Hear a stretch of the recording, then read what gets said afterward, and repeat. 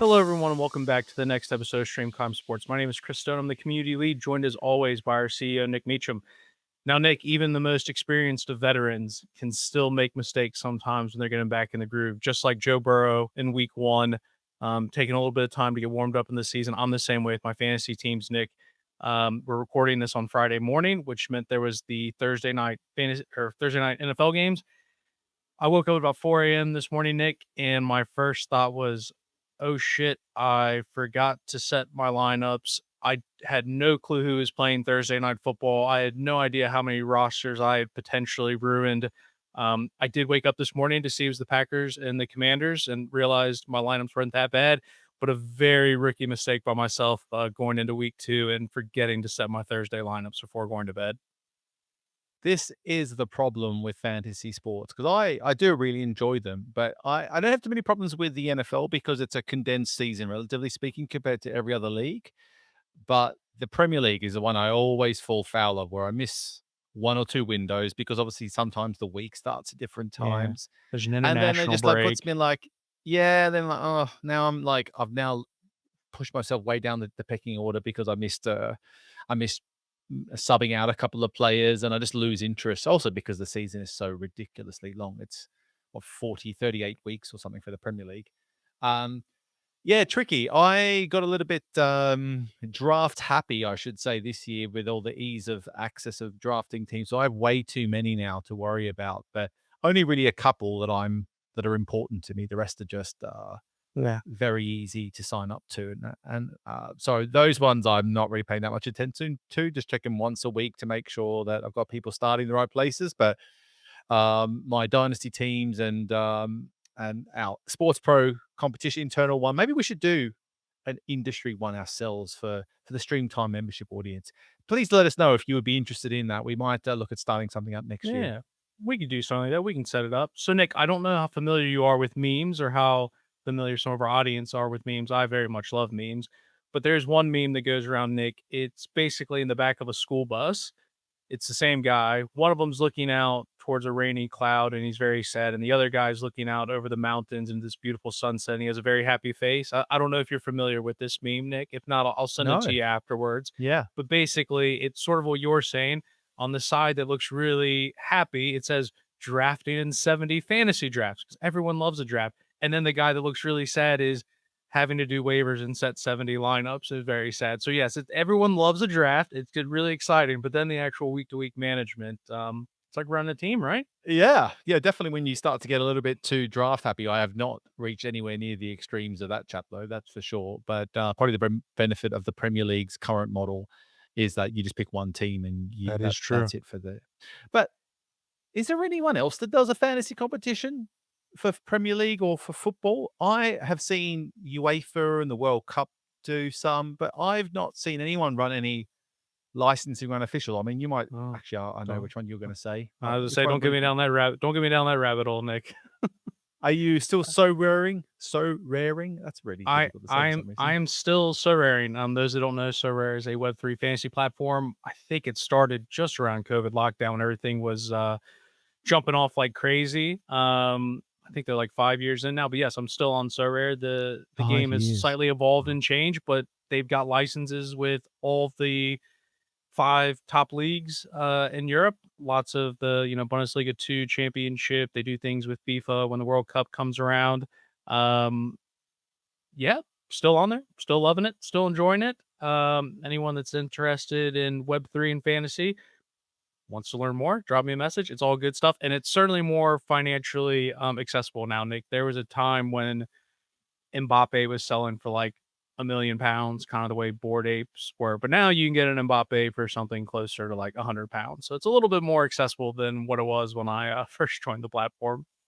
So what happens there? Are you bidding? Are you in a league? Are you? Is it like a salary cap style, like the Premier League Yeah. version of it, where you just have a certain amount of money to spend? How does that work to pick your team?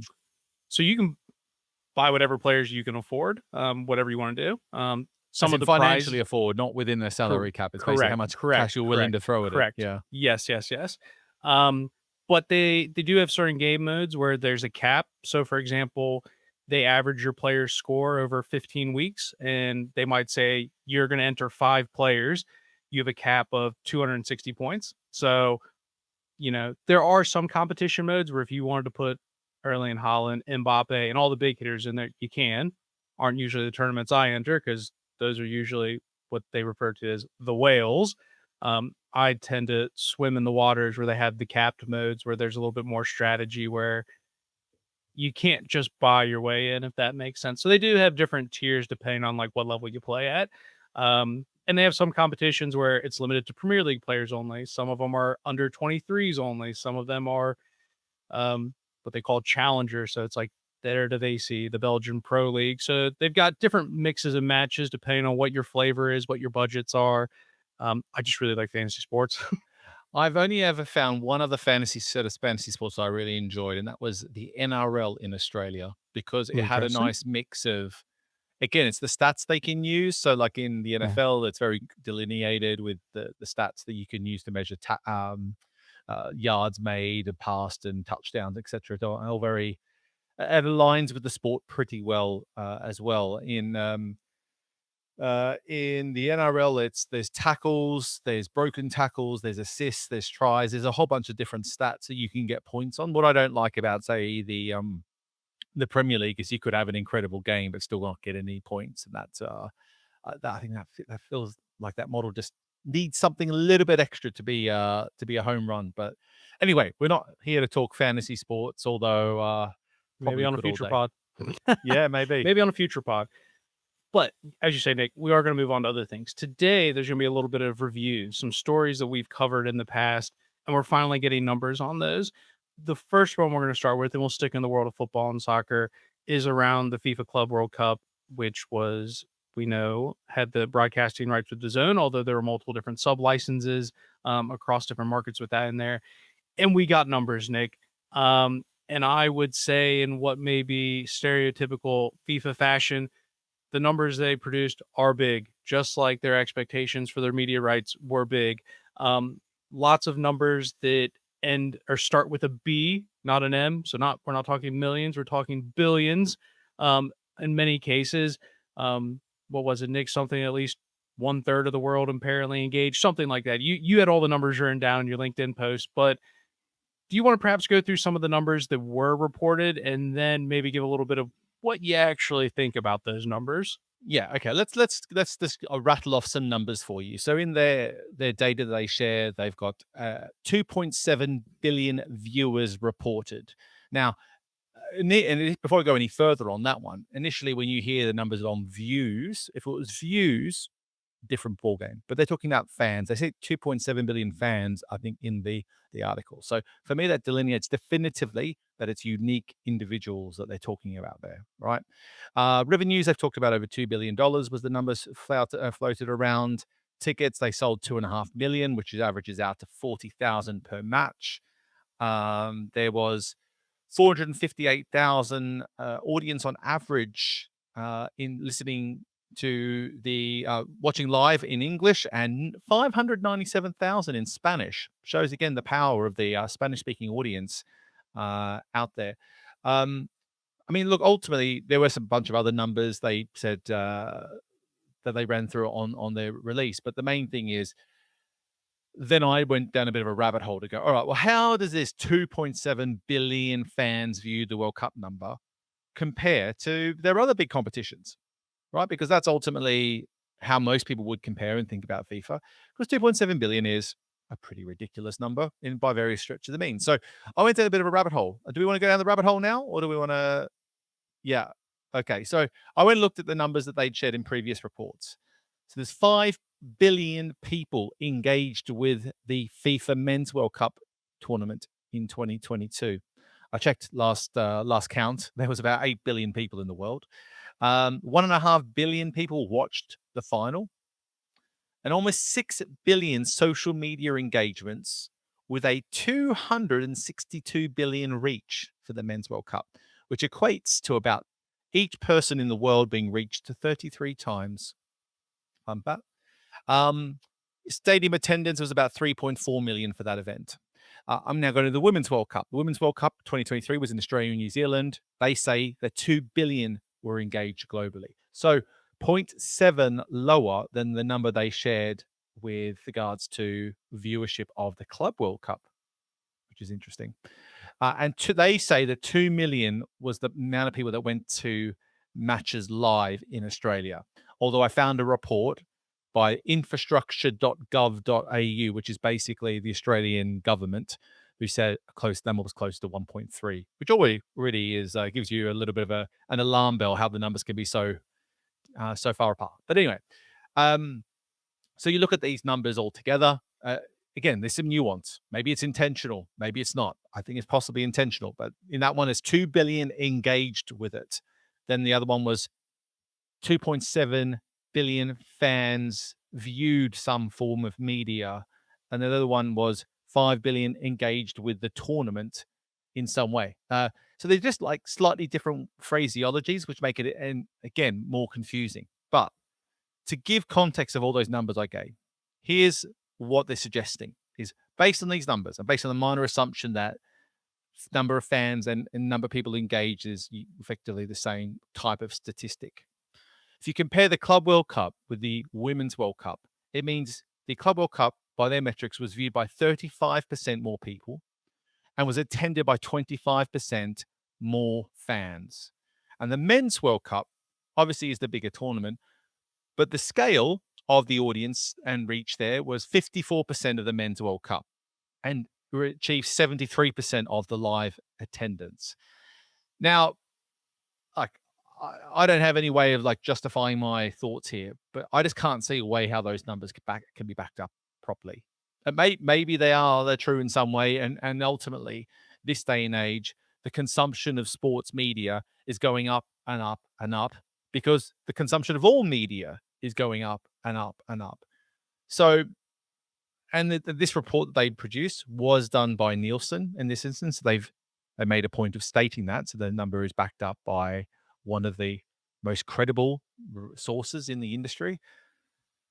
But I think we've come to a point now where, like, how far do you go? Can you really seriously say that one tournament is being watched by 5 billion people, engaged with in some way? I don't know how many people don't have access to the appropriate technology across the world, but I'm guessing it's going to be close to the number that didn't. So they're assuming that every single person in the world that has access to a smartphone or a TV has basically watched it.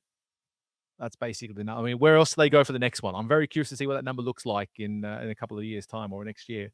So I'll stop there, and I've got some further Yeah. thoughts. But what's your initial views on that, Chris? I only have anecdotal thoughts. Again, I'm not Nielsen. I don't have access to the data, and maybe people are just liars. And again, it's a small portion. And the thing is, like, my circle is pretty much UK, America. There's a hell of a lot of people that live in, Asia that I have no clue. But the amount of people I spoke to, people that are close that I know are sports fans that are like, I literally didn't watch a single second. Again, we're talking about drop of a water in the ocean sort of thing. But if these are people that are super hardcore sports fans, they're like, I didn't watch it. There's a bit that's difficult. Like, and who knows? Maybe, India and China, they loved it and they were all over it. But I don't know. It feels high. Well, look, I'd say a couple of things on that. So this 2.7 billion number that they've shared, this is an engagement number. Now, this is the problem we have in society and indeed with social media, because what would happen is, Chris, you may have not have watched a single second of live content, but I bet you were served at some stage some content. You may have scrolled right past. You might have scrolled past immediately, but you count as a metric there. And that's the tricky conundrum we're in is now.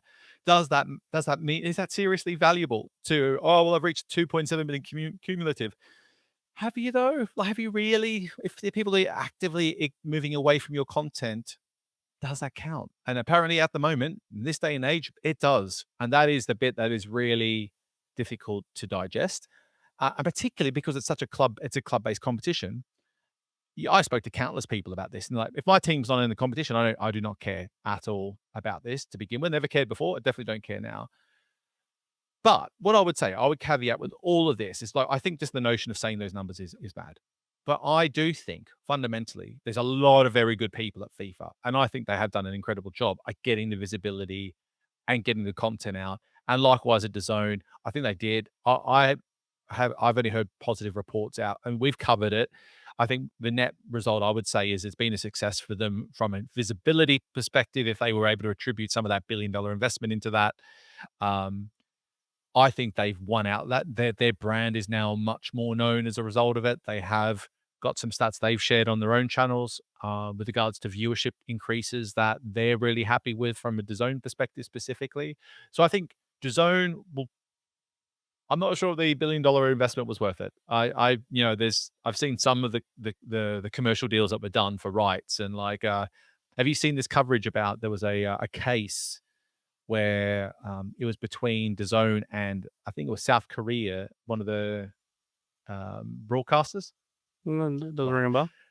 All right, so do I'll go. I'm segueing slightly, but I'll hopefully Yeah. try and get us back on track. So there was this case that's been decided, and effectively what had happened is a media rights deal had been agreed between DAZN uh, and between a South Korean broadcaster via WhatsApp. And it was just all messages between Andrea Redrazani, who's named in it, who I've talked about before. He's the ex-founder of 11 Sports Media, MP in Silver, and is still on the board and a shareholder of DAZN. And he's been acting heavily involved in all these sorts of media rights deals with legacy partners they've worked with over the years. And so there's a whole. I've looked at the whole filings, the rulings, and everything, and you can see the whole WhatsApp conversation. It's quite incredible to have a read through it all. And basically, they'd agreed a deal, and then what had happened was like in writing. So basically, it's like, all right, we'll do this deal for 1.4 million US dollars. I can't remember the exact number, but it was about that level. And then someone came in and gazumped them and offered it through another channel, offered way more money, and basically went to court to go, well, what was that agreement on WhatsApp? Was that sufficient to define a deal, or is it not enough for a deal? And was it legal for them to move on from them? And basically, I think DAZN lost that deal. Um, Interesting. which sets a massive precedent. So basically, a WhatsApp, you can agree a contract, and it's contractually binding as soon as you say yes, we'll accept it, even if you haven't received all the T's and C's in a major contract, which I think is absolutely mad. But anyway, I digress. The reason I brought that up is funny. Firstly, I wanted to talk about that at some stage because I think it's just hilarious. If you want to go down a bit of a rabbit hole and just see how interesting the dialogue is to get that deal done, it's worth a little read through. But my point is that market, South Korea is a decent sized country, decent sized market. The deal is worth about $1 million for the rights, roughly $1.5 million. Where getting to $1 billion return is always going to be a tricky ball game. So we all know the legacy and history of them getting that deal, and then the surge investment and everything else behind it. So my point here with all of this is that I still think the people at DAZN should be happy with what they've delivered. I've heard things from different sources that it delivered better than expected results for them in terms of engagement, sign-ups to the platform, etc.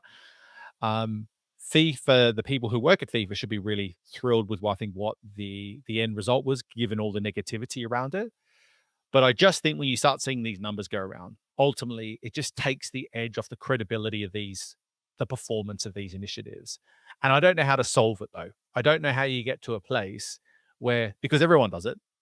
Everyone does it. Like we're going to talk about NFL and YouTube. Now they're even doing it to some extent. Like everyone is trying to play this smoke and mirrors game with numbers. It's not just FIFA, but it's something you now expect from them, which is a bit of a disappointing situation, but it is very consistent. Like bigger is better in this industry. And that's why our social media is playing such an important role to tell these stories about enormous audiences, like 62 billion reach, for example. Yeah, well, let's just segue into it. We talk about the NFL. Last pod, we talked about the day that we were recording it was going to be the live stream of the YouTube game between the Los Angeles Chargers and the Kansas City Chiefs. Love to see the Chargers win. Let's go. Anything to hurt the Chiefs, but those numbers did come out, Nick. Top line summary is some. Yeah, good numbers, not great numbers. I think there were some interesting things that came out. Some people seem to be surprised. Maybe we shouldn't be surprised. In particular, the domestic versus international viewership. thinking that game would be free to air and easily accessible via YouTube did not seem to necessarily um, equate to more international audiences. Like I said, we can debate whether or not that was unfounded to expect those numbers to be different.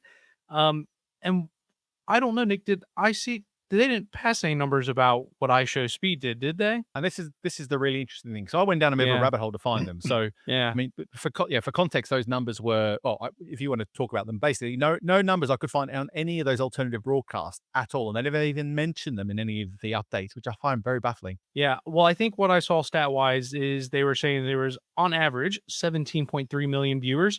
For context, that is more than the 14.2 million that was on Peacock last year for the same game in Brazil.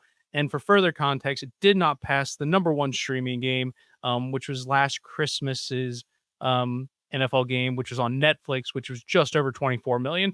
So it's not the lowest by far, but it also did not reach the Netflix level. Again, I think there's arguments. I mean, it's Christmas, everybody's at home, whereas this was on a Friday night. I don't think it's purely an apples to apples. There could be logic and reason behind that. But the other point I made of that 17.3, it's put at 16.2 million was in the US with only 1.1 million in the rest of the world, which again, I think we can talk about whether or not there was an expectation that should have been higher. Maybe it was overstated. Maybe the time zone played an issue in that, but I'm not sure.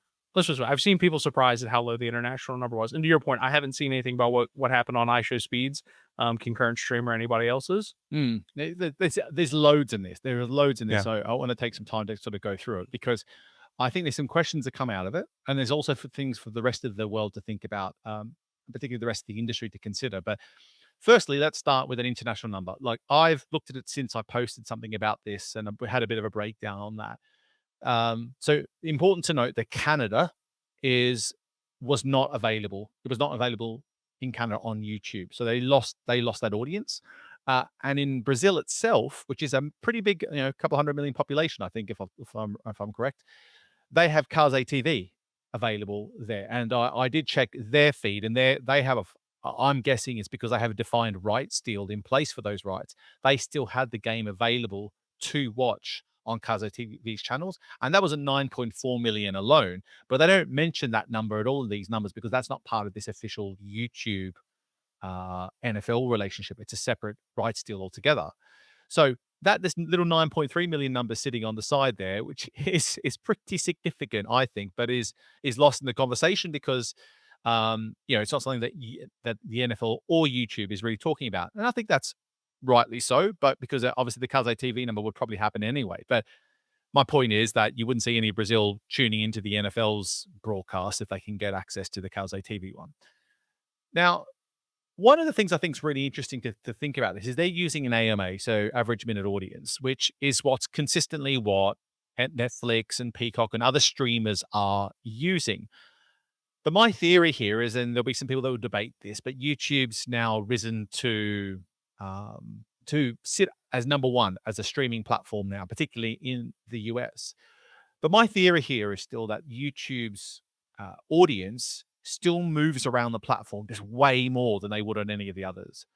My thinking here is that the Netflix audience, for example, those 26.5 million, those people probably stayed on the platform for the bulk of the time, watched it end to end, in theory. But with YouTube, I think that audience would have been way more in and out. So you would have potentially had, I don't know, 2 to 3 times the amount of people going onto the platform to see the YouTube feed of content, but they're just maybe moving on to something else.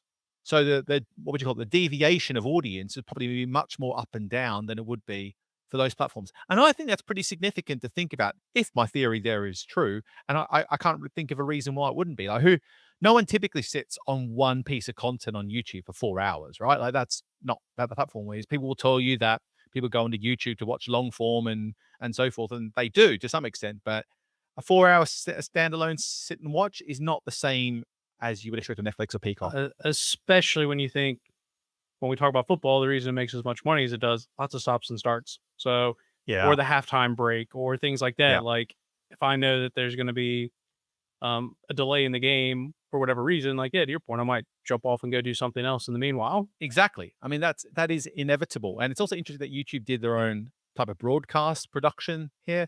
I heard some people say they got a little bit too YouTubey with it, but I didn't see enough to Yeah. determine that because basically I I was haven't been able asleep. to find access. Yeah, I haven't been able to find access to it anyway. So I just think this the jury is still out as to know the significance. The numbers are, I think, underwhelming. YouTube will tell you they broke a record in concurrent views, and they delivered it fairly seamlessly. There's been next to no feedback negatively on the actual delivery of the stream itself. Um, but I just think I would love to see more detail. I would love to see, okay, what sort of demographics are we talking? How long were people actually staying on the broadcast? There's just so little detail listed there. And in fact, as I said before, you couldn't find any of these alternative feeds, and they've made no mention in the releases afterwards. Yet they made a big deal of them beforehand. I'm just a bit lost as to what's going on there. Yeah, and I think what would be interesting is what if this was the Thanksgiving Day game? What if this was the Christmas Day game? Mm. What if it was just a regularly scheduled Sunday game? Because again, I do think there is something to be said about the fact that game would have kicked off unless you are a Chiefs fan or a Chargers fan that happens to live in Europe or Asia, you're probably not waking up to do that. Whereas I think the Christmas game, that would have been 1 p.m., 4 p.m. local time. It's 6 p.m., 9 p.m. In the UK, far more accessible. So I would be curious to know how much that impacted, particularly from the international side. And like you said, like Canada's not a small market to lose out on. So I don't think all hope is lost. I think No. there's still more testing to be done, and I think numbers could have been improved for fairly simple reasons. And I do think it is important to state, Nick, like by simply just not screwing it up is important as well. Like we've seen Yeah, other yeah. instances trying to do a live stream and it doesn't go well. Like is as hard as it is to build trust, you can lose it very quickly. So I think there is something to be said about just getting it done right. Yeah, I mean completely, and I think that's probably one of the reasons $100 million investment in these rights is a relative drop in the ocean for YouTube. So maybe for themselves as well, it was as much about testing their capabilities of delivering a feed and scale such as this through their own channels.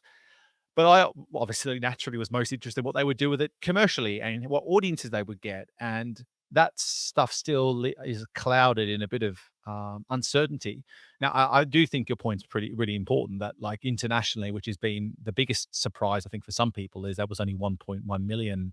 And look, yeah, it's the time zone is the timing and the time zone is a big problem, is a big thing. You know, if they run it as an early game or as a lunchtime game, like let's say they picked one of the London games in the UK and then play that one at a much better time zone, you would see those numbers skyrocket, I think, by 2, 3, 4x easily, would be my guess, particularly because it would be accessible to Asia as well. So lots.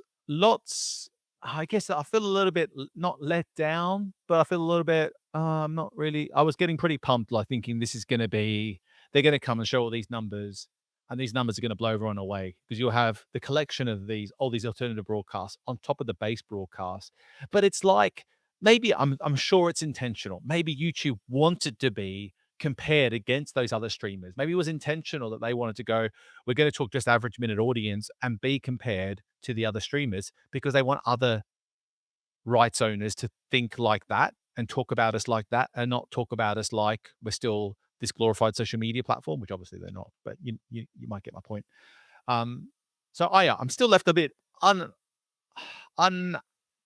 what would I say? Unhappy is not the right word. A bit like a bit unsure of what we really learned from this experience, though I'm sure YouTube learned a truckload about platform, about what sort of revenue they could generate, what audiences they could move, etc. Let's just say I'd be surprised if there weren't more moves in the future. That's just my gut feeling. There seems to be a lot of One momentum. final bit on the measurement, I should say, is I wrote it on the post I did as well that there was a bit of also coverage in the news prior to the game and a lot of unhappiness from various media outlets because Nielsen did a special custom analysis for the YouTube game and didn't compare it to its standard TV rating. So maybe that is one of the reasons they've used a traditional AMA in this instance, because they basically have taken a bit of a shortcut there with how the numbers have been measured. And the NFL pushed back on that. They argue that there's millions of viewers being systematically undercounted by Nielsen's approach in this instance. So Nielsen cop a lot of grief, but they are still the benchmark for this industry. And until someone comes up with a better approach, I guess that's what we've got to rely on. Yeah, well, like I said, I'm sure we'll find out and learn more. We hope you're enjoying the show. I just want to give a quick shout out to one of our founding StreamTime community members, Lucid Link. Distributed teams, massive files, zero time to waste. In live sports and broadcasting, if you're waiting on files to transfer, sync, or download, you're already losing the race. Lucid Link's cloud-native file system gives your team real-time access to massive media files from anywhere. Say goodbye to syncing and downloading, and hello to instant collaboration, the tools you use every day, like Premiere Pro, DaVinci Resolve, and Media Composer. Whether you're cutting high-res match footage, color grading remotely, or managing production across different time zones, Lucid Link makes remote workflows feel like you're in the same room. From ESPN and McLaren Racing to Warner Brothers and Paramount, production teams trust Lucid Link to create without the wait. Try Lucid Link free today at lucidlink.com and make remote collaboration feel local. Next story, Nick, one that came up a couple days ago and is off the back of more news. It's not necessarily directly streaming related. The first bit of news, which is longtime chairman of Tottenham Hotspur, Daniel Levy, has stepped down. That has led to lots of speculation about the club might be up for sale and other ramifications of when a long-term chairman steps down. But one thing that has happened, Nick, and you can correct me if I pronounce this wrong, but they have agreed to receive 90 million up front from Macquarie. Macquarie. Yeah. Pronunciation's not really my thing, but they are going to receive a 90 million exchange or 90 million upfront in exchange for future broadcasting rights income. And there is some nuance in some of what that means. So, Nick, I don't think this is the first time we've seen this. I think most famously, we've seen this with Barcelona as they've been trying to pull various levers to try to meet financial ramifications to being able to register players. But I can't think of this taking place in the Premier League yet. But Nick, I think we've talked a little bit sometimes about private equity and its role in sports. Has it worked? I think some of the stuff we've talked about Ligue 1, whether or not the private equity they receive, people are necessarily thrilled about. There's been stuff with rugby as well. But now we're seeing it with Tottenham. Maybe the argument is the Premier League, it really is too big to fail. But there's also, pros and cons for Tottenham about getting the money up front and what it does long term. But it is specifically in regards to their media income moving forward. So that's why we're going to wrap it into stream time, because that's what we talk about, Nick. We talk about sports media. So with this particular story, Nick, just what kind of stands out to you about it? Well, yeah, it's just the fact that it's such a short term. It's basically just a bank loan, and the bank loan and the guarantee is the media rights revenue that they're set to receive in the coming 12 months. They've basically taken a short term loan to pay off their transfer bill, which is massive debt. I think it was like 150 million euros, roughly, was the number that they'd spent, is what I read somewhere. I haven't seen that validated. And so they've just taken a short term loan to pay off this debt they've got outstanding. And the reason I think it's just interesting is, I don't think I've seen too many examples of this getting out publicly, that a Premier League club has used it for such a short-term nature. We have seen a couple of examples of where media rights have been used as the guarantor for certain types of investment deals and getting longer-term loans. The Barcelona is a great example. Part of the CVC deal with La Liga is also related to media rights revenues from memory as well. But it really shocks me and surprises me that we're still in this phase that these clubs, these massive clubs, still need to take short-term loans like this. It doesn't feel right. I'm sure it's fine. I think it makes probably a lot of sense, actually, and probably just some smart financing to not pay lofty interest rates from getting a massive overdraft for a period of time. But we have to take short-term loans just to pay off a transfer, and this is all happening at the same time. Their chairman's now leaving the club or stepping down immediately. It's just not really good optics, I think, for the club and indeed for the league, who is under intense scrutiny as to how it's being managed financially to begin with, because it's being managed with the mindset of, we don't need to be profitable because our values are just going to keep growing and growing. But if we're getting to a point now where we have to start taking short-term loans to pay the bills, at what point is that value growth curve just really going to start going in decline. So it's just not good for optics, I think, for the league, if anything. Well, I think it's also because those that don't follow the Premier League, they have PSR, which is profitability and sustainability sort of regulations to make sure that clubs don't go bankrupt. Because it's not necessarily kind of the true franchise model you see in the States. And we've seen football clubs in the UK basically go bust because they were just spending more money than they actually had. And PSR, depending on who you ask and who's impacted by it, will tell you it's about the long-term sustainability of clubs. Some will say it limits some clubs, but nonetheless, these are the types of things that perhaps they're gonna have to get creative about.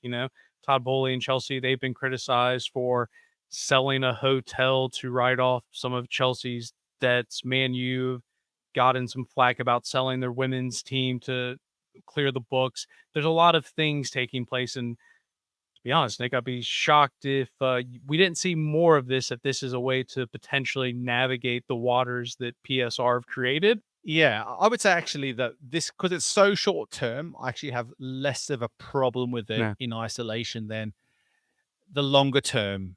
Are we going to get a few 100 million and it's going to be paid back over the next couple of hundred years, couple of Yeah. years? Um, uh, because again, I just think it's basically you are taking an active bet on your club's future right then and there. And if you get it wrong, then you leave them in a massive hole for years to come. Barcelona is the best example of that by absolute mile. But you think about it like in context again, we'll go back to American sports and their use of draft picks and so forth. You see the same sort of thing, right? Where a club will decide, right, we're going all in. We're going to spend our draft picks to pick up this star player, but they have to pay a massive salary. And if they get it wrong, that means in the coming years, no young talent prospects coming through, and then they've got to start building up another way all over again. And it just feels like that's almost like the Premier League's version of this a little bit. Is like we're taking a short term bet to get these extra new players in to try and see if we can spark the club into performance, and hopefully we're not putting it in too much jeopardy for the long term. But I just think now they've done it, yeah, you could see a couple more clubs do it, and then it could just go from a small 6-month window like this is to a year, or 2 years, and 3 years, and then we'll see a few more clubs in trouble, I think. Yeah, and we won't segue too far, Nick, because we could talk about the NFL allowing private equity and minority stake ownership. I think the whole private equity thing, whether I agree with it or not, probably just going to be more common in general. But that's a whole can of worms, Nick, that we can probably save and do an entire podcast on, as opposed to trying to give our answer in 30 seconds. Well, the interesting thing that you have to consider with private equity, and I think it's some people who don't follow finance wouldn't be too aware of this, and I'm not definitely not an expert, but I've just had a lot of conversation with people over time.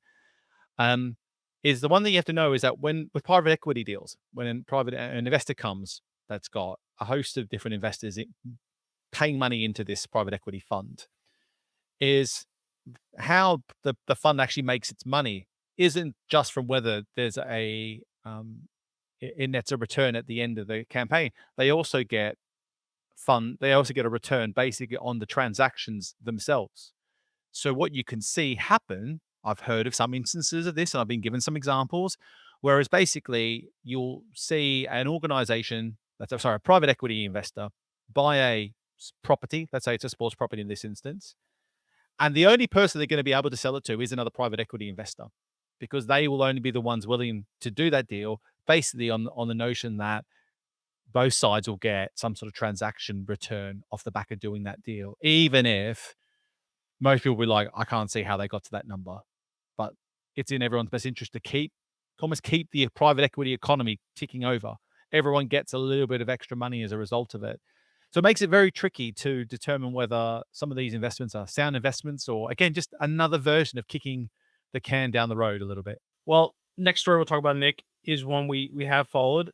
There's just still smoke at this point. We've not located the source of the fire. But speaking about Formula One, we have talked about their deal is coming up to an expiry with ESPN. It's worth noting that current deal is worth 85 million per year. Reports have said they're looking to try to essentially double that number, looking at getting upwards to 150 million a year. We've heard different rumors, different sources, Netflix, NBC.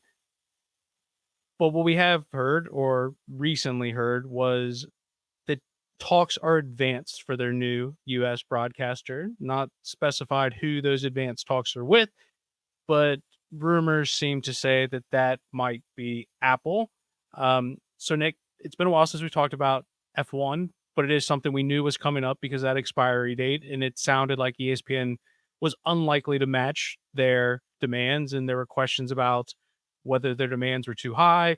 The next set of questions are, should they chase the big paycheck and go with a Netflix or an Apple who may not have the media capabilities that ESPN does to promote Formula One, or take a cheaper price for someone that can talk about them long term? So I guess, Nick, we're a little bit closer. It seems like the winds are blowing towards Apple. What do you make of that? Well, I don't think, did we ever talk much about the Formula One movie at all? I think we referenced it when we were talking about the rumors of where Formula One might end up next. And we sort of said they've had success with Apple off the back of the movie. So it would suggest Yeah. Apple. I don't think we talked too much about the movie specifically. Well, I thought it's just good to go back to that for a second because I think it's all linked, right? Because Apple was True. involved so heavily with that, and the fact that there was much made of the fact that they had basically sold an incredible amount of sponsorship for the actual movie itself, which was a huge bankroller for it. Any guesses how much that movie is made approximately so far? In terms of just Have a guess. profit or just all in Okay, I'll give you a tip. I'll give you yeah, yeah, total revenue. yeah, Opening weekend, it did yeah. 144 million Okay. in its opening weekend. So I was going to say 250 million is my guess. The reports here are that it's at 600 million worldwide. It blew me out the water. Yeah, crazy numbers when you think about how significant that is, and if that number is accurate, that's the only numbers that I've come up here through a quick search. But then you, with all these numbers we're talking about here with regards to these media rights, well, that is the value of the media rights for the whole cycle if they get the deal they want for a 4-year cycle, and it's all wrapped into this one Formula One movie. So just interesting, I think, compare that with everything else that's going on. I have to say that just generally going back to this story coming up again through different sources, I just think that basically Liberty Media's and maybe F1's media sales teams are working very hard to use the media to try and generate more competition and interest in these rights, because there's no way it just keeps coming up this often, a similar version of the same story. Um, Unless they're pushing it hard. I'm not buying the smoke and fire analogy here. I think it's that they are pushing it hard to get that message out there, particularly after talking to some media experts. They just think that the valuation that they're after is just mad. Now, what they can do with Apple is not only is that traditional media rights deal, which I'm still skeptical of its value unless they wrap the F1 TV product in it, is also that is Apple ready to roll it all together as part of basically a sponsorship deal? Like, F1's the best in the business of doing big tech sponsorship arrangements and agreements, right? Are they able to wrap this into something much more than just a full-blown media rights deal, including perhaps Formula One 2, as in the sequel to the Formula One movie wrapped in together? I just think this could end up being, if Apple are seriously going to be into this, that the deal will end up being much more comprehensive and not look at all like a media rights deal, is my guess. Uh, I can't see anyone outbidding them, except maybe the big spenders of Paramount now with their new ownership after what they spent with UFC. It would make a logical, they want to make another big splash. This is a very cheap splash in comparison. No, that's a good shout.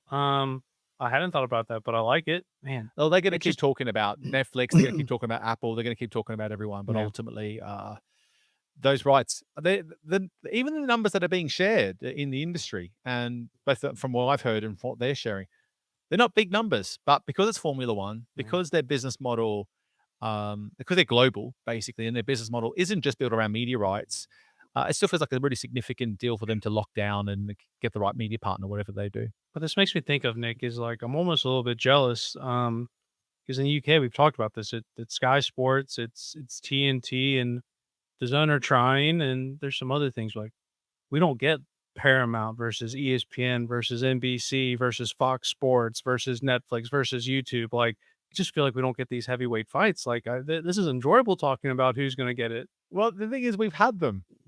They're just that Sky knocked everyone out along the way. Basically, they've come and they've gone. There's Fair, been a lot of yeah, contenders. Have I told you the story about how when BT Sport popped out of nowhere in the market, and certain executives at Sky were very clear to us they did not want to be in the same room with them, and it was just after they'd launched and mopped up the Champions League rights. They were not too happy about BT Sport arriving on the scene and were not too keen to be at the same event involved from a speaking perspective at that time. But after that, they obviously uh, they made life hard for each other and then got a lot closer together. And now the market tension is now not what it used to be. But then if you go back to the legacy of others that have come and gone, Setanta and ESPN in the UK, they've all tried to have a crack at Sky and they've all lost. fair. There you go.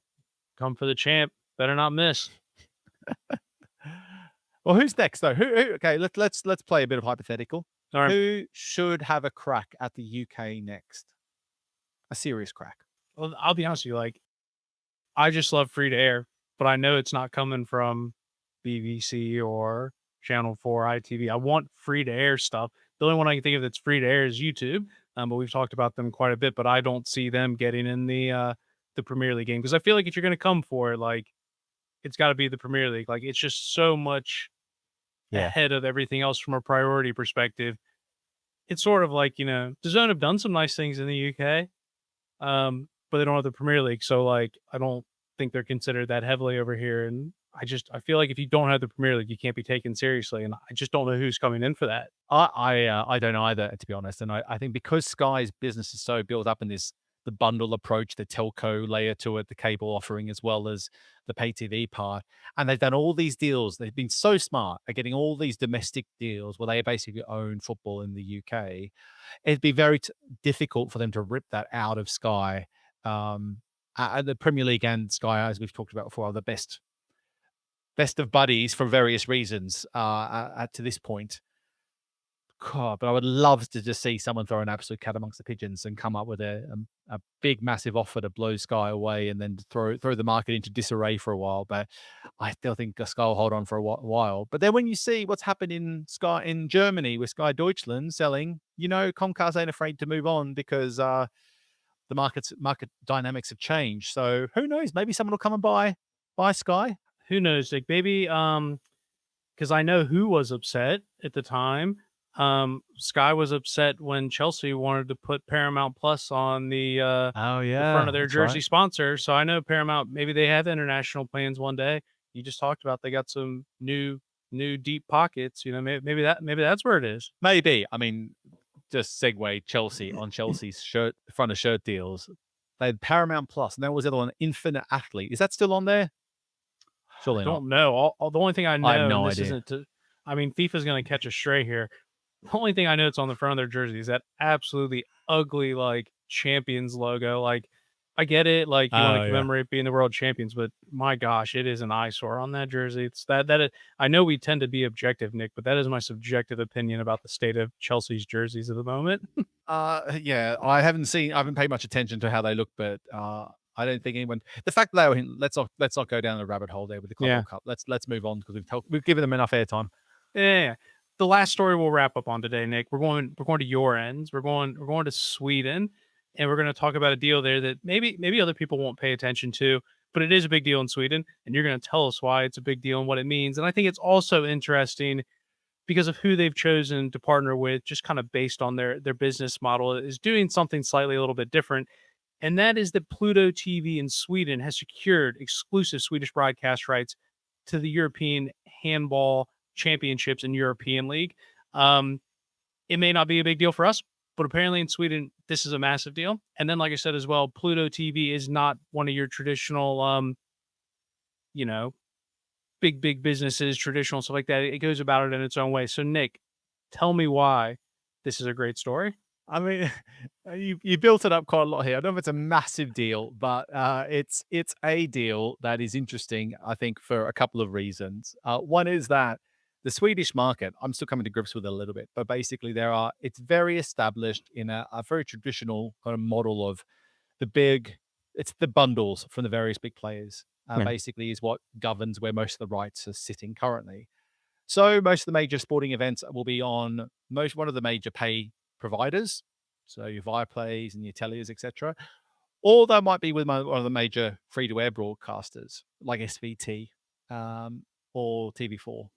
Um, and for handball's like one of these sneaky big sports here. It gets a lot of coverage when it's when it's the European Championships and the World Championships, and I just think Pluto coming to play here, a fast platform, a fully ad supported, available on basically all streaming, so all smart TVs these days, picking up a pretty decent set of media rights with some major, which houses some major Swedish players in the competition. It's a club tournament, club competition.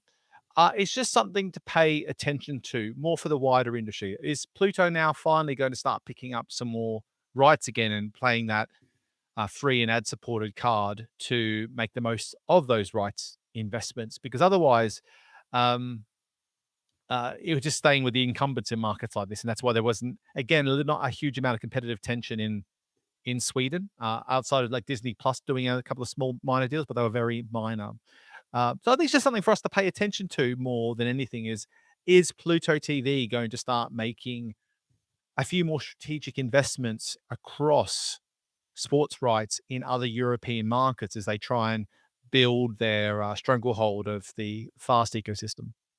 Well, you mentioned, because you've been to a couple different events in Sweden, that Sweden actually has a very high propensity for streaming and smart TV. So something like Fast may be more accessible in other markets. Because I think to your point, I can remember the Sports Pro New York event 2 years ago. We were kind of highlighting Fast as something we thought could be, an impactful game changer, partly because we believe in how impactful the advertising model is.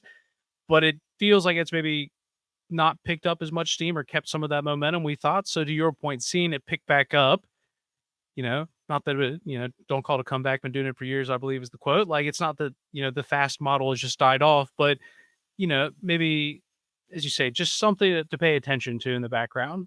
Yeah, I think it's something to pay attention to because it is a set of live sports rights going on to a more general platform. They're creating a handball channel, I think, as well as part of that. Look, I mean, and I have seen a couple of announcements of other fast channels being launched again. So we're seeing a bit more of that come to the fore. I think what ultimately has happened over time is within the fast space is that those that have launched platforms have done so with pretty low key sets of rights. They haven't really tested anything of it with any significance. It was actually an interesting experience when I finally unpacked. In our house, we finally unpacked our UK TV, and I had to reset it to get all the Swedish channels and stuff on it, and to see how many more more sports apps were available than I had understood on my Samsung TV. And there's such a weird mix of people with fast channels on there. You're talking fast channels and OTT platforms generally, like from tier two Spanish clubs through to Red Bull to everyone else in between. So I'm just curious to see again, is another player going to be able to find a way to make fast viable for the investment of live sports rights? It's another signal, just another small signal that more opportunity is being made available, or sorry, more there's more interest and consideration about using alternatives outside those traditional partnerships if you can't get the deal you want to. Not YouTube, but in this instance, looking at Fast, and Pluto is one of the best in the business at it. Absolutely. Well, it is something we'll continue to follow, continue to cover. And thank you once again, everybody, for joining us for another episode of StreamTime Sports.